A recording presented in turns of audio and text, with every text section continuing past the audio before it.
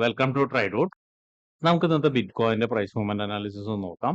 അതിനുവേണ്ടി എടുത്തിരിക്കുന്ന one day ചാർട്ടാണ്. One day ചാർട്ടിൽ പ്രധാനപ്പെട്ട ഏരിയാസ് മാർക്ക് ചെയ്യുന്നുണ്ട്. നോക്കിയാൽ കാണാം, ഇവിടെ നിന്നൊരു സപ്പോർട്ട് എടുത്തിട്ടാണ് മാർക്കറ്റ് മുകളിലോട്ട് കയറി പോയിരിക്കുന്നത്. ഈ ഏരിയയുടെ പ്രത്യേകത എന്ന് പറഞ്ഞാൽ ഒരു എഫ് ഉണ്ടായിരുന്ന ഏരിയയാണ്. മാത്രമല്ല മൾട്ടിപ്പിൾ ടൈം ഇവിടെ പ്രീവിയസ് ഓൾ ടൈം ഹൈ നിന്ന് റെസിസ്റ്റൻസ് എടുത്ത ഏരിയയും കൂടിയാണ്. അവിടെ നിന്നാണ് മാർക്കറ്റ് മുകളിലോട്ട് കയറി പോകുന്നത്. ഇനി ഒരു റെസിസ്റ്റൻസ് ആണ് നമ്മൾ മാർക്ക് ചെയ്യുന്ന റെസിസ്റ്റൻസ് എന്ന് പറയുന്നത് ഈ ലെവലാണ്. ഇവിടെ നോക്കിയാൽ കാണാം, ഇവിടെ ഒരു എഫ് ഉണ്ടായിരുന്നു. എഫ് വന്നിട്ട് മൾട്ടിപ്പിൾ ടൈം വന്ന് മാർക്കറ്റ് നിന്നതിന് ശേഷം താഴോട്ടേക്ക് ഇറങ്ങി പോന്നിട്ടുണ്ട്. അപ്പൊ ഈ ഒരു ഏരിയനെ റെസിസ്റ്റൻസും അതുപോലെ തന്നെ ഇവിടെ ഒരു സപ്പോർട്ടുമാണ് മാർക്ക് ചെയ്ത് വെച്ചിരിക്കുന്നത്. ഇനി ഇന്ന് മാർക്കറ്റ് എത്താൻ സാധ്യതയുള്ള ഒരു ഏരിയയും കൂടി നമ്മൾ മാർക്ക് ചെയ്തിടുന്നുണ്ട്. ഈ രണ്ട് ക്യാൻഡലിന്റെ ലോയാണ് എത്താൻ സാധ്യതയുള്ള ഒരു ഏരിയ, അതിനെയും മാർക്ക് ചെയ്തിടുന്നുണ്ട്. അപ്പൊ ഇത്രയാണ് പ്രധാനപ്പെട്ട ഏരിയാസ് നമ്മൾ മാർക്ക് ചെയ്തിടുന്നത്. ഇനി നമുക്ക് ചെറിയ ടൈം ഫ്രെയിമിലേക്ക് പോയതിനു ശേഷം കൂടുതൽ ഏരിയാസ് നോക്കാം. അതിനുവേണ്ടി 1 അവറിലാണ് പോകുന്നത്. 1 അവറിലേക്ക് എത്തുന്ന സമയത്ത് നോക്കിയാൽ കാണാം, ഇവിടെ ഒരു എഫ് ഉണ്ടായിരുന്നു. ആ ഒരു എഫ് നിന്നാണ് ഈ ഒരു റിയാക്ഷൻ കിട്ടിയത്. എന്നിട്ട് താഴോട്ടേക്ക് ഇറങ്ങി ഒരു സപ്പോർട്ട് എടുത്തിട്ടുണ്ട്. സപ്പോർട്ട് എടുത്തതിന് ശേഷം വീണ്ടും മുകളിലോട്ട് തന്നെയാണ് പോകുന്നത്. എനിവേ 1 അവറിൽ നമുക്ക് പ്രധാനപ്പെട്ട ഏരിയാസ് മാർക്ക് ചെയ്തിട്ടുണ്ട്. നേരത്തെ മാർക്ക് ചെയ്ത് വെച്ച ലൈൻ ആയിരുന്നു ഇത്. ആ ലൈനിൽ നോക്കിയാൽ കാണാം, മൾട്ടിപ്പിൾ ടൈം വന്ന് മാർക്കറ്റ് ഹിറ്റ് ചെയ്തിട്ടുണ്ട്. അതിനൊരു സപ്പോർട്ടായിട്ട് എടുക്കുന്നുണ്ട്. ഇനി താഴോട്ടേക്ക് വരുന്ന സമയത്ത് മറ്റൊരു ഏരിയ എന്ന് പറയുന്നത് ഈ ഒരു ലെവലാണ്. ഈ ഒരു ലെവലിൽ നോക്കിയാൽ കാണാം, മൾട്ടിപ്പിൾ ടൈം വന്ന് മാർക്കറ്റ് ഹിറ്റ് ചെയ്തതിന് ശേഷം ബ്രേക്ക് ചെയ്തിട്ട് മുകളിലോട്ട് പോയതാണ്. അപ്പൊ ഈ ഒരു ഏരിയനെ നമ്മൾ സപ്പോർട്ടായിട്ട് എടുക്കുന്നുണ്ട്.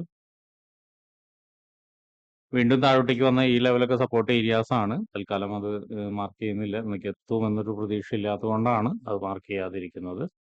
അപ്പോൾ ഇത്രയാണ് 1 അവറിലെ പ്രധാനപ്പെട്ട ഏരിയാസ് മാർക്ക് ചെയ്യുന്നത്. മുകളിലോട്ട് പോയ റെസിസ്റ്റൻസ് ഏരിയ ഒക്കെ അങ്ങനെ തന്നെയാണ് നിൽക്കുന്നത്. അതുകൊണ്ടാണ് ചെയ്യാത്തത്.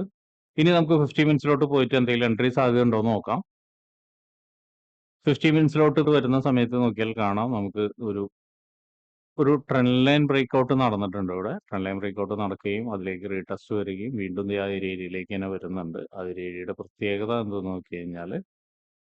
നോക്കിയാൽ കാണാം, ഇവിടെ അത്യാവശ്യം മോശമില്ലാതെ സപ്പോർട്ട് ആൻഡ് റെസിസ്റ്റൻസ് എടുത്ത ഒരു ഏരിയ ആണ്. ആ ഏരിയയിലേക്ക് തന്നെയാണ് വീണ്ടും വരുന്നത്.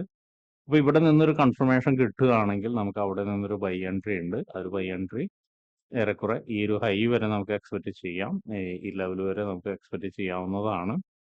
ഇനി മറ്റൊരു കാര്യം എന്താണെന്ന് വെച്ചിട്ടുണ്ടെങ്കിൽ, ഇവിടുന്ന് ഒരു കൺഫർമേഷൻ കിട്ടാതെ മാർക്കറ്റ് ഒന്ന് താഴോട്ടേക്ക് ഇറങ്ങിയാലും നോക്കേണ്ട കാര്യം ഇവിടെയും പ്രധാനപ്പെട്ട എഫ് അതുപോലെ സപ്പോർട്ട് ഏരിയ ഉണ്ട്. ചിലപ്പോൾ വീണ്ടും ഒന്ന് മുകളിലോട്ട് കയറി പോകും. മുകളിലോട്ട് കയറി പോവുകയാണെങ്കിൽ ഈ ഒരു ട്രെൻഡ് ലൈനിന്റെ മുകളിലേക്ക് നമുക്കൊരു വീണ്ടും ഒരു ബൈ എൻട്രി നമുക്ക് നോക്കാം. നേരത്തെ പറഞ്ഞ അതേ ഒരു മെത്തേഡിൽ തന്നെ. ഇനി വീണ്ടും ഇവിടെ നിന്ന് താഴോട്ടേക്ക് ഇറങ്ങുകയാണ്. സെൽ എൻട്രി താഴോട്ടേക്ക് ഇറങ്ങി കഴിഞ്ഞാൽ നമുക്ക് എക്സ്പെക്ട് ചെയ്യാവുന്ന ഒരു ഏരിയ എന്ന് പറയുന്നത് ഈ ഒരു ലെവലാണ്. ഈ ലെവലിന്റെ താഴെ നോക്കിയാൽ കാണാം, ഇവിടെ ഒരു എഫ് ഉണ്ട്. അതിന് ബ്രേക്ക് ചെയ്ത് വന്നു കഴിഞ്ഞാൽ നമുക്ക് ഈ ഒരു സപ്പോർട്ട് ലെവൽ വരെയൊക്കെ എക്സ്പെക്ട് ചെയ്യാവുന്നതാണ്.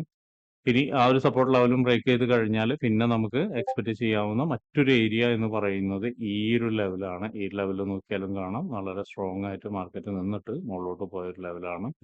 അപ്പോൾ അവിടേക്കും എത്താനുള്ള സാധ്യത കാണുന്നുണ്ട്. അപ്പോൾ അവിടം വരെയൊക്കെ നമുക്ക് എക്സ്പെക്ട് ചെയ്യാവുന്നതാണ്.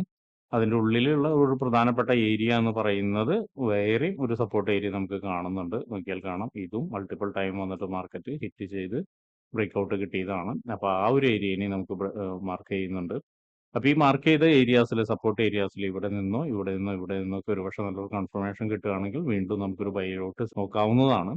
അല്ലെങ്കിൽ ഒരുപക്ഷെ താഴോട്ടേക്ക് നല്ല രീതിയിൽ താഴോട്ടേക്ക് വന്ന് ഇവിടേക്കൊക്കെ എത്താനുള്ള സാധ്യത കാണുന്നുണ്ട്. അപ്പോൾ ട്രേഡ് എടുക്കുന്ന ആളുകൾ എല്ലാവരും ഈ പറയുന്ന കീ ഏരിയാസിൽ മാർക്കറ്റ് വന്നിട്ട് എങ്ങനെ ബിഹേവ് ചെയ്യുന്നു എന്നുള്ളത് നോക്കിയതിന് ശേഷം മാത്രം ട്രേഡ് എടുക്കാൻ ശ്രമിക്കുക.